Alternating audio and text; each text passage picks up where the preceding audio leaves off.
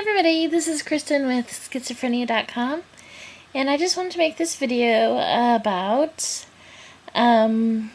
what all those doctors are and nurses and practitioners and all those sorts of things. Like, if in case you get confused when you're first dealing with the mental health system, like, what is a psychologist, what is a psychiatrist, what is a therapist? What are their different roles? What is an occupational therapist? What is, what is music therapy? What is art therapy?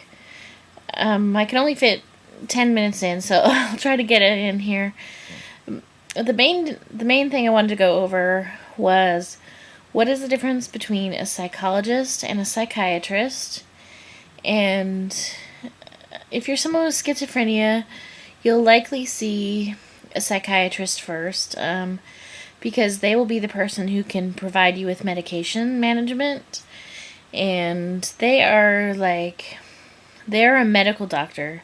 So the psychiatrist has a medical degree, so they will have an MD after their name, unless you go to an osteopathic, which I think they have a DO instead of an MD after their name, but anyway, so let's say you're going to a traditional psychiatrist. They'd have an MD, and what that means is they've gone to college for 4 years. This is sort of normally. They've gone to college for 4 years, then they go to medical school for 4 years, and then they do residency, and then after that they do an internship and or maybe internship and residency I think it's first residency and then internship. And then they get involved with practices at different places. And they would all have a different specialty. So when they go to medical school, they decide, I'm not sure which year, maybe the second year, which specialty they want to do, because they have to try out all the different specialties and do various rotations in different specialties before they really decide. So your medical doctor will be trained like your general practitioner, and like a surgeon, and like an ER doctor and stuff like that. They just all have the different specialties, so they would have specialized in psychiatry. And some of them go on and, some of them go and get a PhD after they've done the MD, and they also have like a degree in something else, like neuropsychology or psychology or something like that. So, now the other type of person you might be getting help from would be a psychologist. And they would usually have a PhD or something called a PSY, PSY period D. And so basically there are 2 tracks for psychologists. There's kind of like the clinical track, and then a research track. And there's also kind of a counseling track, which is more the sidey side of things, so it gets kind of complicated. But let me just say that if you're dealing with someone who's a psychologist, they have not gone to medical school normally, or else they would have an MD already. So they would have gone to undergraduate college for 4 years, and then they would go to graduate school. And if they have gotten a PhD, normally on the way to getting a PhD or before they get the PhD, they will have gotten a master's degree, which is like a 2-year degree normally, but it can take longer. And then also, after getting the master's, then they work on getting a PhD, and that could take like 7 to 10 years. And they have to do dissertation and see clients and stuff like that.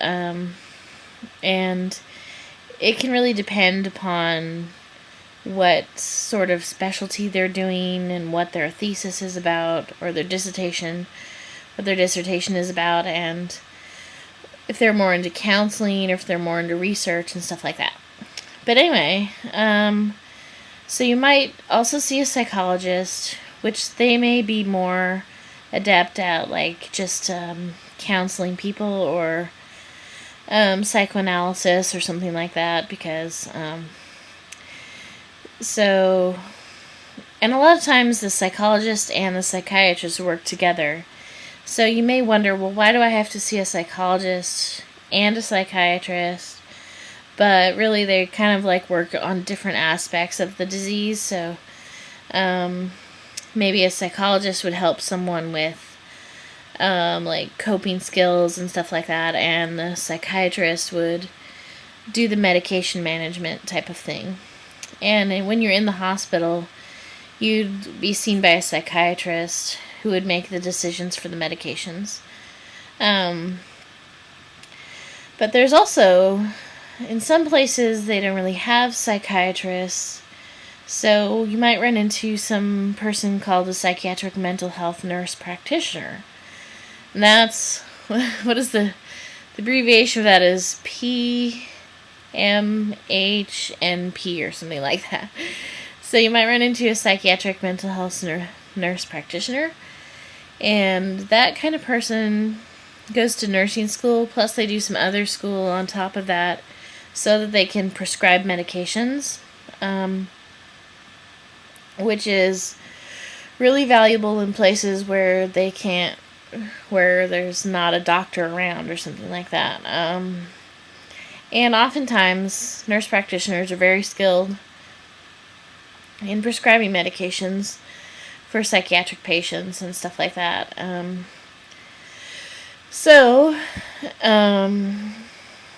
You also might run into that type of person. You also might run into somebody who has a master's degree in psychology or counseling or addiction specialties, or mental health, some kind of master's degree in that kind of area. It's not really, there's sort of a bunch of different things, but usually you need like a master's degree at least to be counseling people. Rarely, but on occasion, you might find that there are people with bachelor's degrees who are counseling people. I did find that at one hospital, which I thought was strange, and probably not a good idea. But I guess you can do that with a degree in psychology, but you're not really trained to be a counselor with a bachelor's degree. But there are some specialty routes, some specialty trainings like for addiction specialists and stuff like that, where you don't need to get a master's or a PhD. So anyway, so that's kind of the little rundown of the doctors that you might come into contact with. There's different kind of doctors too. There's like cognitive behaviorists and psychoanalysts and occupational therapists, and the video, I can't get too long into it, but basically I just wanted to talk about the difference between a psychologist is that they mainly focus on either research or counseling, and they don't have a medical degree, so they're not as trained with medications. And then the psychiatrist is trained with more of the medicine side of things. And you can also find someone who is just as qualified, who has a master's degree and maybe is, like my therapist is actually a nurse, and she worked in psych wards before she became a counselor. And, so I'm running out of time, but I just wanted to discuss that with you guys. If you have any questions, if you don't know who you're seeing or what their credentials are, or you just need some more information about this kind of area, just let me know, and I'll do my best to provide you with any information. Okay, that's it. Thanks a lot. Bye.